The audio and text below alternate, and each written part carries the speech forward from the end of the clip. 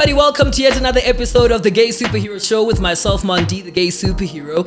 I always say that the most important thing as a community is that we're able to just be so amazing in terms of just the variety that we have as a people. And we continue to grow each other and actually understanding the different dynamics that exist out there as a people. And very often, a lot of people tend to just ignore those things. And they're very important to me. And that is one of the reasons why I've chosen to have this conversation that I'm going to be having on today's episode.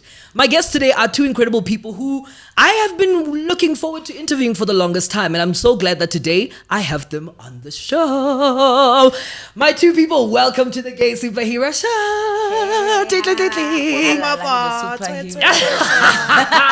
Yo, you know somebody once dragged me for calling myself the superhero. They said I'm pushing it, but it's okay. They're projecting their own problems. Right? Leave them alone. Right? Where are these people? My people, thank you so much for coming. Thank you for having I us. really, really appreciate this so much. I think the two of you are just two incredible human beings. And for me to be able to sit down with you is a pleasure to me. Thank you, man. Thank you. Such an honor to be here. Yes. All right. I'm going to start in the beginning. Like in all the interviews that I do, I always start from the very beginning. I think it's so important for me to know my people and to really, really, really ask. I always start off the show by saying, hi, my name is MonD, the Gay Superhero. My pronouns are he, him, they, them, and their, and I identify as a gay queer man. So I'm going to start with you. How do you identify and what are your pronouns? Firstly, I'm anti-labels. So, but for the purposes of the show and to oblige you as our host, I identify as a queer woman and my pronouns are she and her. Oh, fantastic. She, her, and they. And they as well. Yeah, I think Yes. they is very Yeah. like, you know. She, her, and they. Yeah, and they are there with us. They're with us. Thank you. I think I'm they. Yeah. I'm yes. My name is Kgaugelo. I think they will be safe Yeah. to say they. Yeah. Because all these other ones, I don't know. I don't understand them. Yeah, you don't really identify them in that way. Though I don't know what is they mean, but I think it's safe to say they. Yeah, I mean, there is a plural form. What somebody said to me recently about it Yes, is that please when you teach me. when you say they, you actually acknowledge the person that the people walks with spiritually. So like if I'm if, they. I'm they. Yeah, I was literally because it's a plural. It's a plural pronoun. You know. In our native tongues, in our culture, you say lena. Yes. You're referring to Yes. multiplicity. Compabat. It's a very respectable So it's pronoun. multiplicity. They. Aha! You are with E. Yeah, today I know how I can. You know your pronoun. Wow. Shout out to the show. No, that's Thank amazing. Yeah, no, because it's education, and I think it's so important for us to be able to acknowledge those different entities. So I'm going to go back to the very beginning, Kgaugelo. I'm going to start with you. Really, just the earliest stages where you became aware of your particular identity. And I asked this question because I always look back to my own experiences in terms of the earliest ages when I could remember what I knew. Like the way that I identify in the world really it's not like other people, you know. And usually for me it was when people used to prod and poke me or stuff like that. They would tease me, hey, man, that kid walks fine. I said, okay, what's happening there? You know, all of these different things. And that made me aware of like, okay, there could be a different way in which I'm meant to experience the world. So I'm very keen to find out your particular experience with that. I wish I could have such stories. I don't, because I think from a young age, for some weird reason, I just knew that I flow like water. I never had problems of that. I never struggled with I'm different. I remember when I was young, first born so, you know, black mothers. So I was a mother way too young. So, because Mama never like Sunday to Sunday. Oh, wow. So, cleaning and everything. And I had girlfriends. I was in grade 3.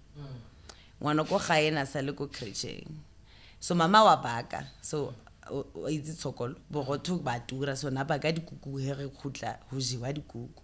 So, ne ke betcha ka di kuku. Ke ba fa dikuku ba clean ba itse ntho tse kaofela mama a khutla go ngwana ka o berekile a gona ntho ke ntse and it wasn't, I never felt anything wrong with that. I don't have a story of there's a point where I felt no, I don't. I just lived and I think I saw people being uncomfortable. My mother, for example, when I had my son, she said to me, ke a leboga o mphile setlogolo o ka re o sepela ba le basadi ba ba gago. Wow. What? So I only saw it with people close to me, but me personally, I just also because I never put myself in lesbian or I've never, I just lived, I just went with the flow. So I don't have a moment of this is when I realized that actually I am not what the society is expecting me to be. I don't have it. I just lived it through. Because even when I got married, understand my mother was still dealing with the fact that so I just came. I never came out. I just lived and I recognize that other people probably are not registering it or they're not. But it was never much of a problem for me. I guess I could say I'm blessed in that sense that I had a strong sense of self. I never struggled with me, with identity, I never struggled with that. Yeah, that's beautiful. I mean, Matete, I'm very keen to find out, your particular experience and other. I mean, what was your earliest memory when you were younger that you were able to identify those particular things about yourself? Sexuality is such an interesting thing, right? And I think for me is a deep sense of knowing. You know, when you know something but you don't have the vocabulary to say this is a red cup, but you know that this is a red cup, right? And I've always had that sense of knowing. And I think the moment that I can identify as me saying, okay, maybe this is what's going on was in varsity, third year when I was doing queer studies. I think having that vocabulary made me make sense of what I had already known, but couldn't really identify cognitively. So I'd say third year, around second semester when we were doing queer studies, because that just gave me vocabulary to identify things that I was experiencing already. Yeah. Wow, that's amazing. I mean, when you talk about education in its sense, it makes me want to go back to just our education system in a sense as queer identifying people. Yes. What was this? I mean, for me, I think I struggled a lot when I was in high school because there was no language to be able to articulate how I felt as a person. Yes. So I'm very keen to find out what is your view and your high school experience or your education level experience. Is there certain things that you feel as though you were denied the right to or the access to because of not having enough information? Is there something that you feel like you lacked and you needed when you were in those fundamental stages of your particular experience? I would say yes in high school because I hated skits with all of me. And the only time you can wear skits is in winter. Maruku, I mean. So that for me was a problem that but then that was a problem because then I'm forced to dress in a certain way that it's not comfortable for me. And if that education is there and the teachers are aware of such things, I think then it can accommodate people like Kgaugelo who don't want to wear skirts and all of those things. Yeah, that's so true. I mean, for Wena, I think education is so important, right? And I think when we don't have it in South Africa. We don't. Yeah, we don't. No, our education system there's no system. Nothing. There's no education system. And life orientation is such a superb subject to use for all social and life orientation. Like it defeats its name. It's such it really does, so right? Annoying. It's so frustrating. Subjects like life orientation could be used to represent society. Handle. Do you get what I mean? Give a real representation of society. Reproductive education.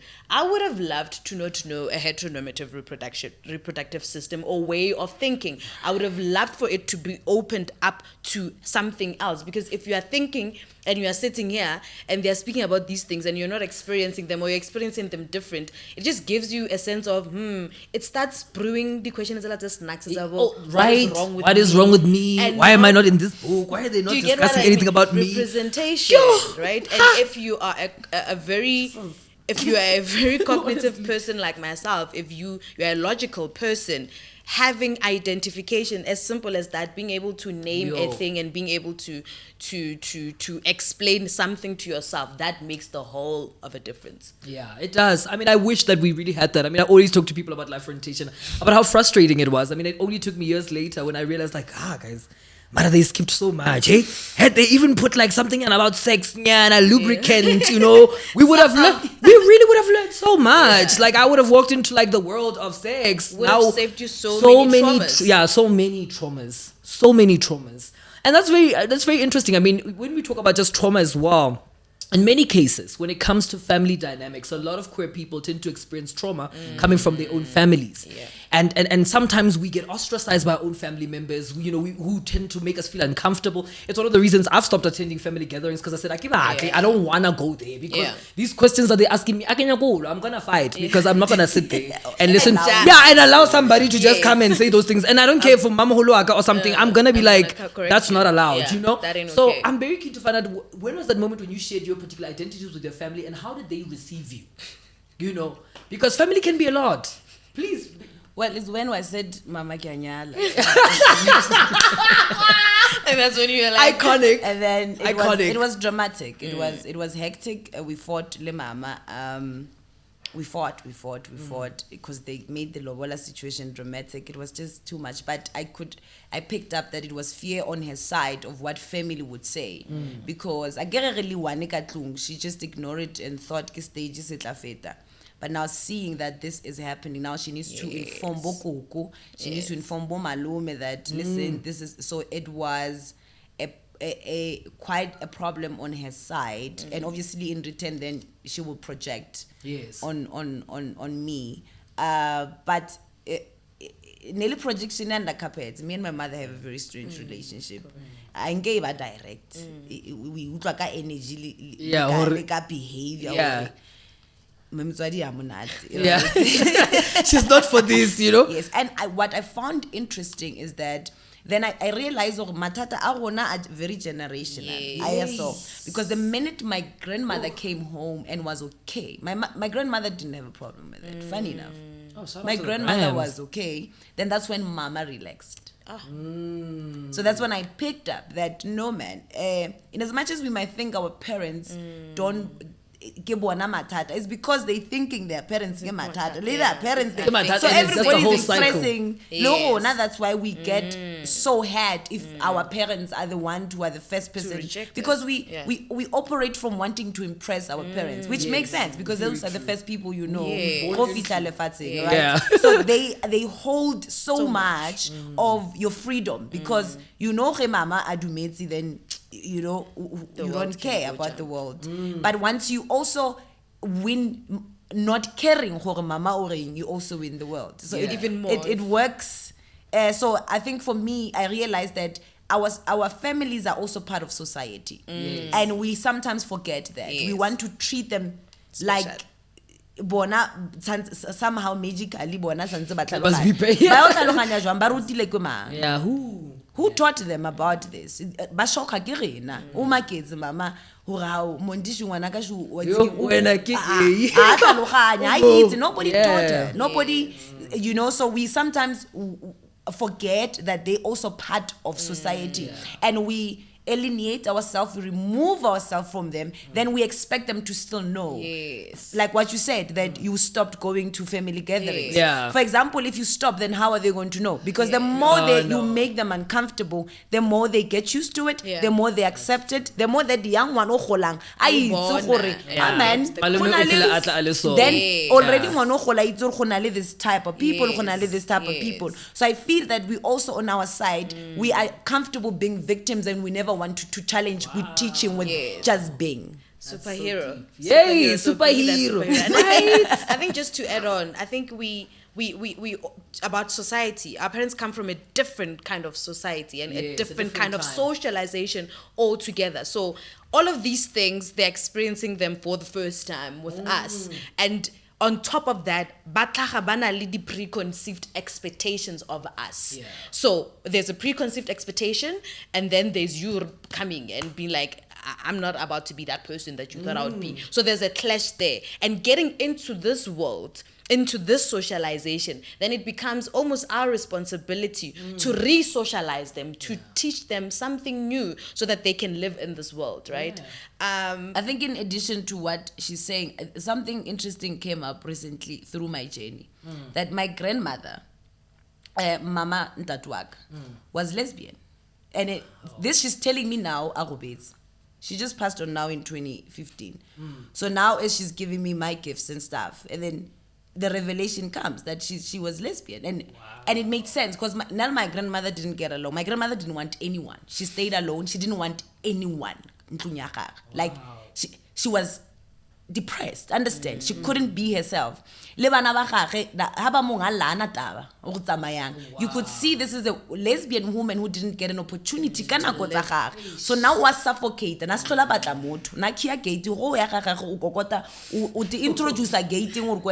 Wow. And now when she passed on, she says, baby girl, be you. Do it. Don't do what I did. I feel that. So understand that our parents also, some of them could be part of us. So now when you're coming out living that, it's a trigger. It's a trigger. Right. Oh my You know? God.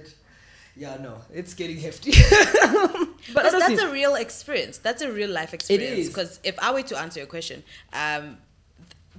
those are the experiences that we hardly even hear about, right? Very true. And it's common.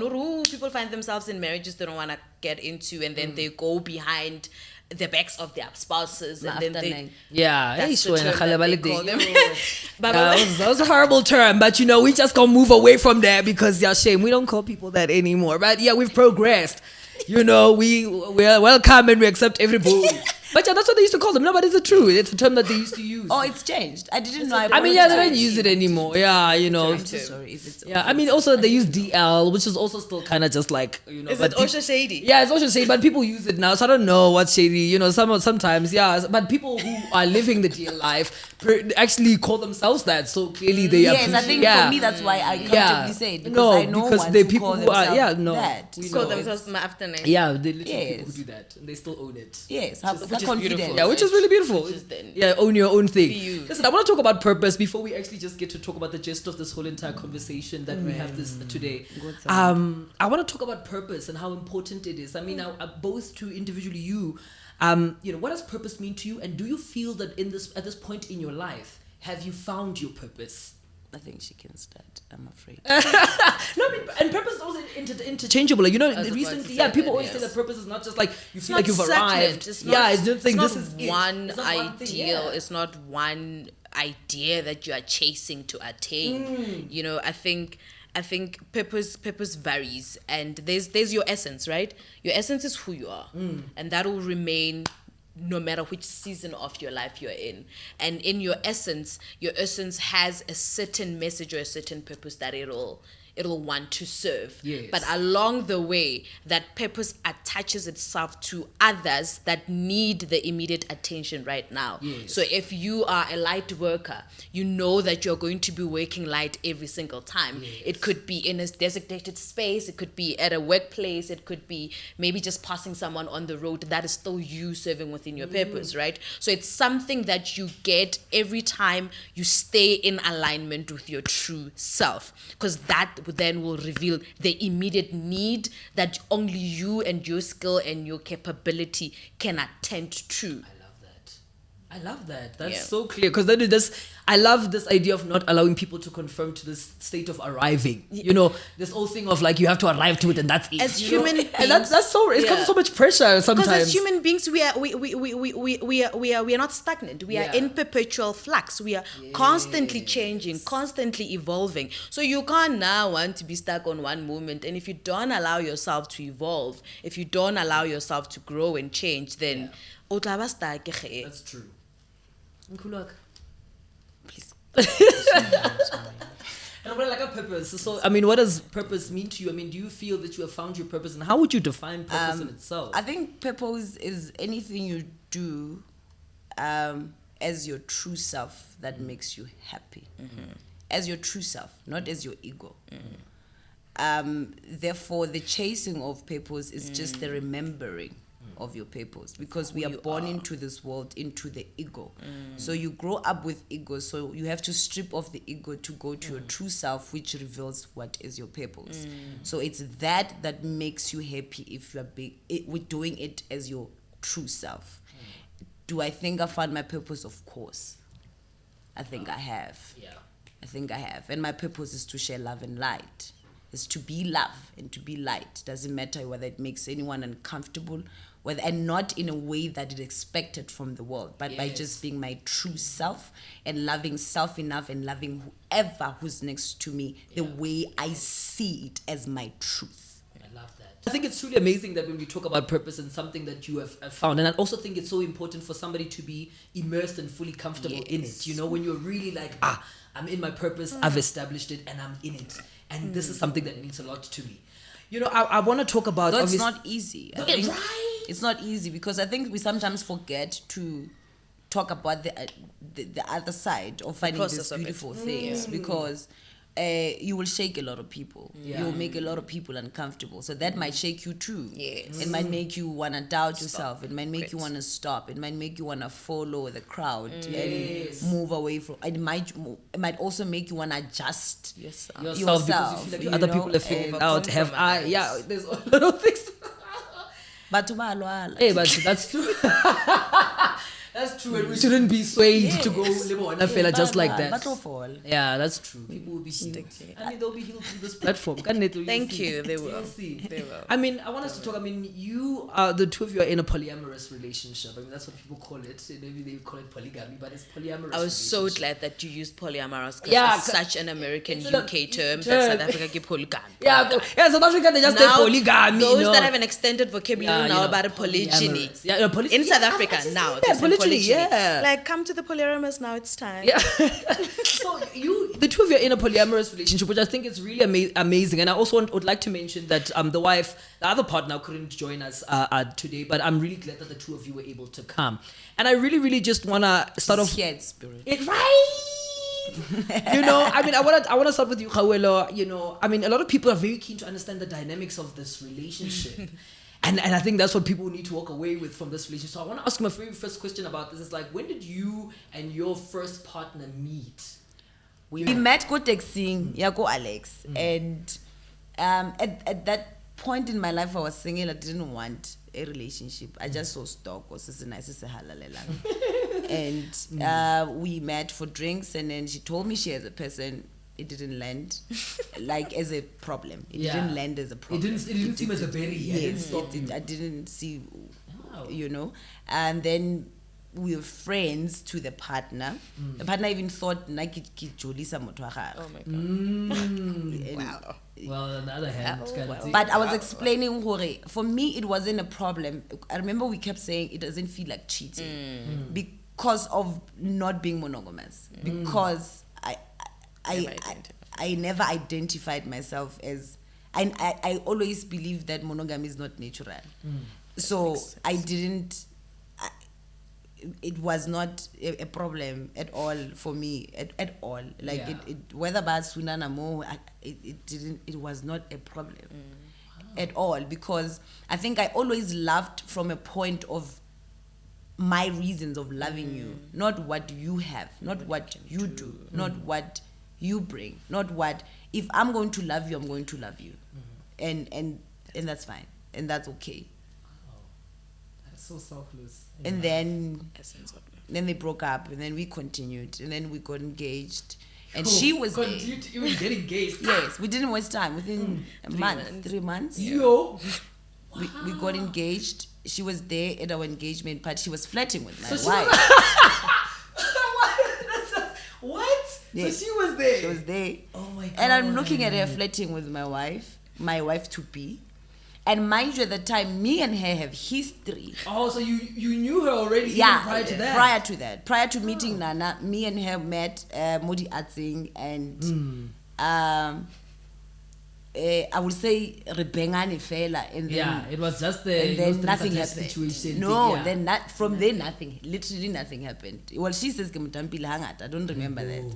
and then we were friends, right? So she was there at the engagement party. She was flirting with Nana, and I liked it. I was okay with it. I didn't have a problem with it. Yeah. We even spoke about it, Lynn, and I'm like, you were flirting, Lemotomo. It's like, yeah, well, Really? she looks good. I'm like, yeah. Great. Really? That is interesting to me. So fascinating. I mean, I'm very keen to find out. I mean, in terms of their story matching up to yours, when did you actually feel like you guys were creating some kind of a union, even prior to guys making it official in some sense? Who and who? You and them. Oh man, it was not even my personal involvement or my cognitive involvement at the beginning. I mean, if I was there at the engagement party already flirting, Yeah. you already see there's already divine intervention. Yeah. You know, and I think cognitively it was years later, because what had happened was, they got engaged and life was honky donkey, and I got involved with someone else, and life was honky donkey, and then somehow we were just drawn to each other. We were just kept together, and you're like, why is this person always in my life? Like, I like kids, but why are they in my life, right? Yeah.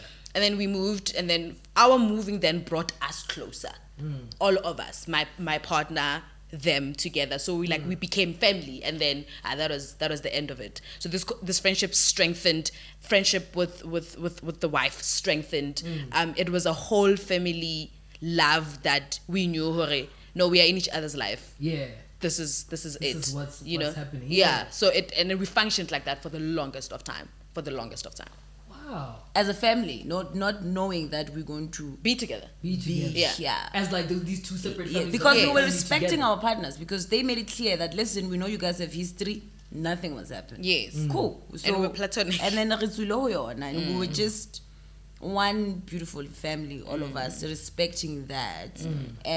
But fate is fate, love is love. It will surpass Any everything, boundary, right? Yeah. And at the end it did. And yeah. Wow. I mean, when was that moment, I mean, within understanding the different relationship dynamics, where you say to your partner, I mean, and this is just past after everything has just happened and you're no longer in a relationship with a particular partner. When do you introduce that the idea of the three of you being in a relationship together? I was saying when? Yeah, when? Yeah, when, at what point within the relationship? Could be like maybe At the like point where we were our marriage was falling apart. Wow. Yes, funny enough. We were going through a lot. My spirituality came in. It kind of revealed a whole lot of things in our lives, all of us. In everybody who was in my life, actually, if I think about it. And at that point, because there was problems in my marriage, then she felt how she felt. There was a lot of adjustment that were happening. And at that time when we thought we were splitting, I'm not going to lie about this. Me and her were close at the time. We were very close. And I remember we both asked each other, why is it wrong that we can't be together? It's so wrong. But we still continue to respect Your respective right? partners. Yeah. But now Ukoko then came in, the one that I just told you about, who aligned me and said, no, baby girl, she's yours, Matete Pilot. I'm on Sakali Bitoli description, fair. And then right then I was happy, of course, because come on, it's what I wanted, it's what I want. And the three of us did have conversations of exploring before, right? Because me and my wife were in a open marriage, like not open, but we were allowed non-monogamous, because I made it clear from the beginning of the marriage. She was aware that I don't believe in monogamy. So we were on, yes, you can go outside and bang and come back. So we were there anyway. So the time when this came, obviously, and funny enough, though we had that agreement, I never cheated. I never went outside. It was just her throughout the marriage. Though every year I made sure that she doesn't forget that, listen, I'm not monogamous. To a point where at some point she said she feel like I'm a trap. I'm saying that so that she can go cheat. And I said, not even. And so by the time I came and said, listen, I want to be limited. And mind you, remember the three of us, there was a point where but because the marriage at the time, it was a shock on her, of course. Because now, for the first time since we've been together, we have to live this non-monogamous human being. Wow. I mean, for Namatete, I'm very keen to find out. I mean, really, how do you feel when she then sits you down? I mean, obviously there was all this tumultuous things happening at that time. She said, "Did me that." She just told you, we're in this together, we're ready. No, not like that. Yeah. Sorry, continue. Yeah, I mean, I'm very keen to find out, how did she introduce the whole concept, and having you to say, you know what, I think, I mean, it's not something that is new to me, so yeah. Let's go. Intuition. Deep knowing. Yeah. My love and I have always been friends, right? And I think one of the things that frustrated our partners is how well we got along. Like, we got along like a house on fire, and we understood each other so well, and we had shared philosophies, beliefs, if you can call it like that. I mean, I've never been monogamous. I've never believed in monogamy. And so we even when she met me, we non-monogamous, right? So that was it was like it's a new thing. So it was already something that I had been living. And remember, we've been together, live the wife together, as in we've been in each other's lives since the beginning of their marriage. So conversations have always been there. But when she told me, Uguti, baby the girl now. I think it was after she got her revelation, after she got her alignment. After they got their after they got their alignment and after they got their realization, that's when then they shared it with me. And you know, when I keep saying, you know, my 27th year has been the year of my wildest dreams coming true. I'm not gonna sit here and try to deny it. I've always loved her. I've always wanted to be with her, but there's a partner here that I have to respect, that I've been respectful to through and through, and that's why the partner that you were with was also female. No. He was male. Oh wow! And he kept saying, Yeah. Wasn't anything platonic as we were, right? And he kept on saying it time and time. It was like a broken record. But when she finally then said to me, let's be together, this has been ordained. That to me was a dream come true. It was like, oh my shingles, what a God I serve. Yeah, right? What a God I serve. I mean, I think for me this is really incredible, just to really understand the dynamics of just like how you navigated this thing. And also the one thing that stood out for me in both of you speaking was respect. Yes. And very often people, when it comes to polyamory, and being polygamous, they lack respect. Of course. And I think if you put respect in it, you're allowed to actually educate people and to give people a perspective and a clear understanding of what we're actually dealing with here. Because we're dealing with different energies. Yes. And being able to And accommodate people. those different energies is something that's very important. Yes. Now, I mean, polygamy is something that people talk about in this country, and we know it. I mean, our presidents that we've had in the past have been in a polygamous relationship. It's something that they acknowledge constitutionally. Now, I'm very interested to find out, is this something, are you guys looking into making it legal in terms of the relationship that you're in terms of all of you getting married and being in this relationship together? And is this something that the government acknowledges and really respects? Because that's very important to us. I think for me personally, I'm sorry, I don't really care much about whether the government approve of anything I do. I love it. And that makes me live better, because there's so many things that the government doesn't do that if you focus on that, really auto complainer every day. Yeah. So for me is, I know it is important that spiritually it needs to be done. So we know spiritually we're going to do our ceremony that needs to happen. Yes. But in terms of legal, in terms of whether government doesn't agree, it doesn't affect anything. For me, it doesn't affect my life that much. But it would be great if we could have proper legal way marriages, and it can be allowed for our community as well, because some people don't have the privilege of knowing how to spiritually connect and marry, right? So therefore the illegal part of things helps. Also, we are living in the capitalistic, yeah, it's the one. that one. Yeah. So therefore there's finance involved, there's a whole lot of things, so therefore some people will feel better if they know that security. they have the legal security in terms of the union and stuff like that. So in terms of those parts, I think it would be great if the government could really consider and really, but they're still struggling with even just the normal one, because with my experience with my wife, it's so bad, it's really bad. So I get to go fihla jwang ebile ko pointing ya polygamy hore e be proper, because they're still struggling with just the normal.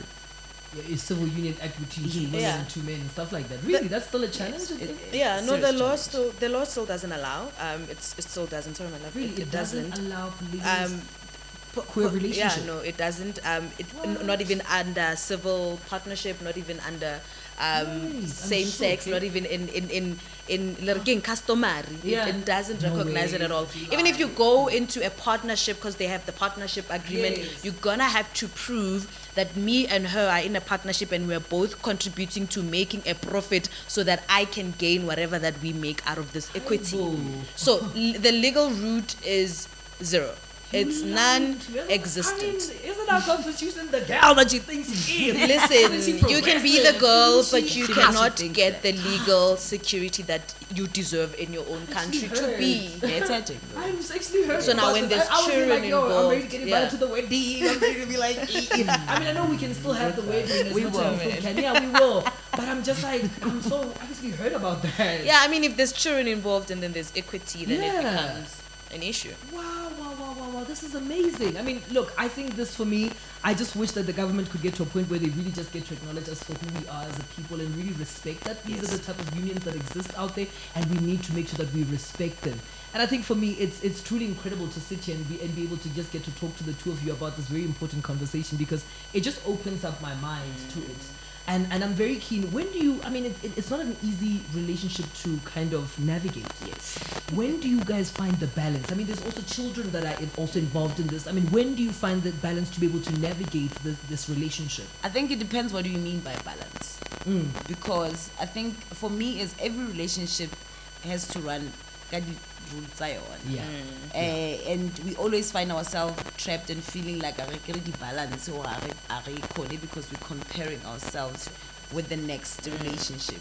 So I would say I'm privileged to have partners that also are on the same page in terms of doing what makes sense to you and not what makes sense to the world, because that's what helps a lot, because even navigating it would not make sense maybe to somebody else. It might make them uncomfortable, they might judge it, but if it makes sense to us, then it becomes easier to do it. But I think one thing that helps a lot is communication, transparency, and respect. I think with communication, with transparency, with respect, more than anything, it makes a whole lot of things so much easier. And allowing of individuals to be, to not forget that at the end of the day, we are still individuals, to respect you as you are, how you are, fully, and allow you to be as you are, completely, to allow you to be fully, because once then you are now have to cut your wings, and then it becomes a problem, because then energies, it affects everything. It's a triangle. It's a triangle, and if you, by understanding how a triangle functions, then you already know that it's you're not an island. You're very dependent on the other. Openness, transparency, communication, and I think the one thing that I'm very grateful for is the guidance. That's amazing. MonD, like, we have been guided, we have been shielded, we have been protected through and through and through and through. There's not a moment that that happened that we were not guided through. There's no step that we didn't pay attention to, that we missed. Lerato la Modimo le tshireletswa ya Modimo man has been so overwhelming and has given me so much surety. You know what, baby, the girl, this world can go find itself. You are not of this world, so you will not function as of this world, and that has been the greatest. Wow. I'm in awe of this conversation, honestly. I mean, I'm very keen to just like Are you as a union exploring the idea of expanding the family as we go? Is this something that has ever come up at this point in time? I'm going to be honest with you. Yeah, My wife said it straight. You ate the third one, I'm out of here.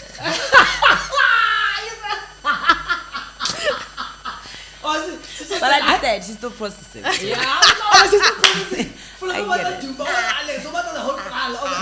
No, I'm not saying. I'm just saying we respect. Yeah, we're gonna so respect. Currently, yeah. we respect where she's at. Where the energy is as well. Yes. Also, like she's saying, I also remember I did not just wake up one day and say, "Fuck it, I'm deciding to do this." I was led, and I live my life like that, and it gives me so much peace. It gives me so much contentment, whether we're not a problem or aki or so. Even in your question, listen, if we are led to expand, we will be told. And I always say, after she said that, I always say, if you want me to have another, I'm asking for a favor. Tell them. Yeah. So tell her. Yeah, so that they can come and be like, yo, listen, that's really. It will make so much things. It will. But I think, I personally believe that these type of relationships are the future for me. Because we're going to live in a future where things like gender are things of the past. People, they can't register that at this point in time. But like one day, people are not going to care what gender is. They're really not going to be interested in those things because they're going to be far more important things to concentrate on. And I think for me, when we start creating just this imagery and this positive image around couples like this existing, you're allowed to let other people know out there that we actually exist and we matter. Yes. And I just want to say thank you so much for really just getting to be here and sharing yourselves. I mean, what would you like to say to other people out there looking at exploring such types of unions and really saying, I would also love to, but I didn't know how to articulate myself. And I ask this because you've also mentioned that spiritual acknowledgement that has come into play in terms of what we're dealing with. So what would you like to say to other people out there who are also queer, who would like to explore a union like this? I would say, first align with yourself. Before you even... Listen, before you need to align. You need to align with yourself. You need to know you. You need to have loved you enough first to be able to give it, because you can't give this love if you haven't given it to yourself. It doesn't matter how much I feel Motadi, because then it will be driven by ego, and once that happens, you're going to hurt each other or you're going to hurt the next person. So my advice would be align. Understand who you are, love who you are enough to know that even if I say to you I want you and you say you don't want me, it won't affect me. That's you have to be at that stage, because if you are not there, then you're going to emotionally manipulate the next person, and therefore they will suffocate, and when they suffocate, it's a bomb. Then and our community are normal. Wow, I need to calm down. Yeah, our lives, but we push past it. Just to add, after you have aligned, you are proper, you are aligned, you are true to self. Give yourself the opportunity to be, because guess what? Nobody owes you this life. This life is for you to live. So once you've aligned, do not be afraid to live your true, authentic self. Give yourself that opportunity, grant yourself that mercy, that grace, because that's part of loving you and being truthful to yourself and enjoying life, man. Right? Yo, guys, I really have loved them so much. I'm just so full. I'm so joyful. This interview is one for the books, my dear. There's somebody who can do it like I can do it, baby. They can come for me, but they can't slay like I can't. Because honestly though, give me my flowers. Hello now. Give me my flowers. Hello now. All right, y'all know, like this episode cannot end without us actually doing our last feature of the show, which we call it Who Would You Talk About? All right, I've got 3 names here. Yo, guys, I hope these names. All right, I've got Nandi Madida. Do you know who that is? Nandi Madida? Yes. Yes, Nandi Madida. She's married to Tshepang 20 years. I know Nandi. I know Nandi Madida. I know him. They're I know him. Okay, Yes, with the short hair. Maps Maponyan. Yes, Maps Maponyan. I'm a baby, cute boys. I know. Okay, Carrie Hilson. Namaste, Carrie Hilson. Carrie Hilson. Back in the days. I forgot some of the songs. Don't hate me cause I'm beautiful. Pretty girl, rock. Okay. Yes. Okay, yeah. Cool. But yeah, we've got those 3 names, and obviously we have to. I'm gonna start with you, and then do the whole name. di-options tsa gago mo. Hey, I know. Adina- I I mean, motho actually, I give up plenty names, but it's okay. We'll just go with the one. so ke mang Ke Nandi Madida, ke Maps Nandi, Maponyane, ke Maps. ke Kerry Hilson. Ke Yeah, Kerry Kerry Hilson na. Old, bad with you. You know which, you know. ke kopa go botoma mme Kerry. Who? Oh, make Ke kopa go botoma mme Okay. Kerry. Okay, bottom for Kerry. Ha re topeng Maponyane. Ooh, And then really? next verse uMaga Madida. Okay, yeah, because Madida also una libo Africa. Africa. I can feel like Africa. Yeah, no, those are great Zakhele options una le actually. ya, I so would I have done don't- the same. For that, Yeah. I would go with Maps for us to go look for someone. we So can best. bottom. Yes. Best Maps. And, So best, okay. and then Nandi, what must I do? Keep bottom. Top or or top. Yeah, top or bottom. When I say top, or get naked in top. Eh, Or kwena- Yes. Yeah, kwena umofa, yes. Yes. I will top. Nanti. Yeah, Okay. I will still top. No bottom me. No. Okay, we'll let you have it. We'll let you have it. All right. Listen, this has been a really amazing interview. I appreciate the two of you for really coming. I think my soul is healing. What I do here is something that I've been called to do.